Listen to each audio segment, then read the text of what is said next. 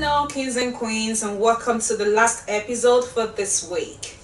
So on our poster we have yet another couple, Damilola Adegbite and Attoh. Damilola and Chris had a history of dating on and off before they got married in 2015. So this couple also met on the set of Teen Soul and they became an item soon after.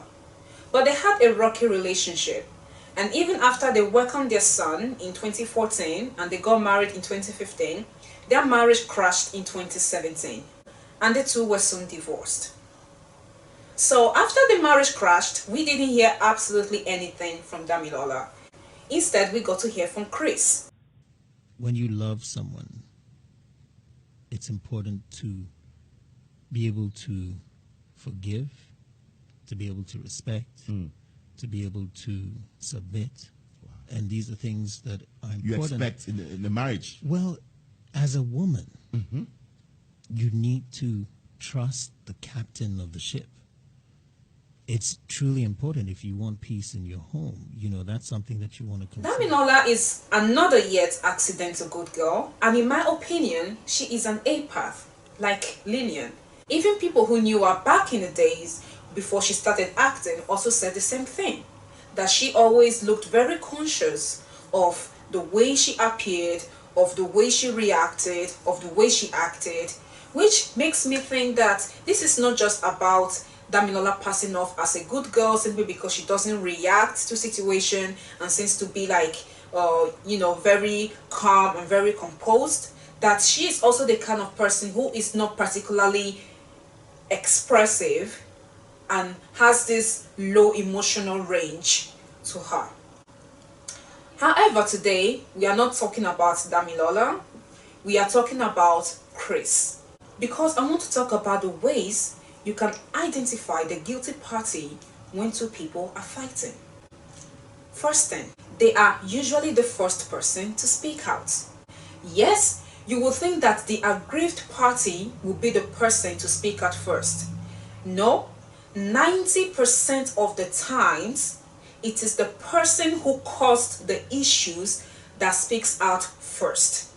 They are doing so because they want their version to get out as quick as possible. So by the time the other person starts speaking out, nobody will be interested in listening to them anymore because everybody would have believed that they already heard the right and correct version. It's a form of smear campaign. And that is exactly what Chris did. His interview was not meant to clarify anything. It was not meant to, give an explanation or a reflection over what happened in his marriage. Instead, it was to cast blames on his ex-wife. Because when the guilty party speaks out, they are not seeking justice. They are seeking sympathy and revenge. Yes, they want to punish the other person. And if you noticed, it is always about what the other person did and not about what they did. When someone sincerely comes out to explain an issue, they usually lay down the cards on the table and usually narrate the issue as it happened. He never actually said what he did, and he never mentioned exactly what Damilola was supposed to respect or submit to. So they completely ignore their own actions. It's not that they do not know what they did, but they're not going to tell you because they know that if they tell you, they will lose the sympathy and they will also lose the chance of getting revenge against the person that they've wronged, and the fact that the person has decided that they no longer want them around because they believe that they can hurt you and you are just supposed to forgive them. Your refusal to forgive them is what makes them go out there to try and get as many people as possible to hate on you, to ostracize you, and to make sure that you are left with no sympathy at all. Now, in the case of Chris and Damilola, we witnessed something peculiar to the African society. Chris is Ghanaian and Damilola is Nigerian. But when it comes to patriarchy, there is no distinction. It is the same everywhere.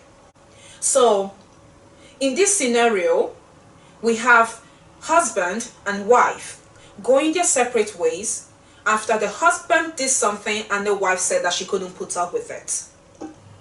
What did Chris do? he appealed to societal bias. He knows very well that the society is intolerant towards women who do not embody certain traits and towards women who do not follow certain societal rules.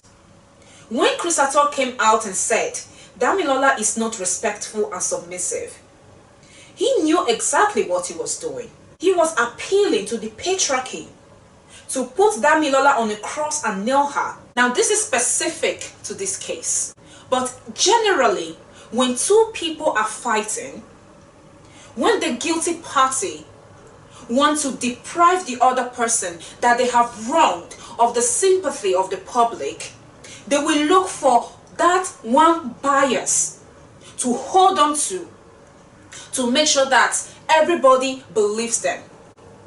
It could be that, for example, that the person that they had issues with does not practice the same faith as them, or is not of their ethnic group, or is not from the same state. So when next you hear that two people are fighting, do not be so quick to side with the first person to come to you and tell you what happened. Instead, focus on these things. 1. Did they ever mention what they did? 2. Do they seem to be appealing to a bias? And 3. Do they seem affected by the situation at all? Always pay attention to the signals.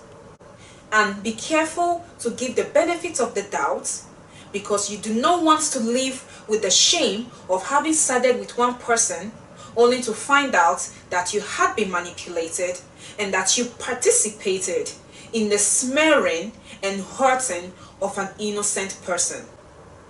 And that is all for today, guys. I will see you next week to discuss another topic. See you now. Bye bye.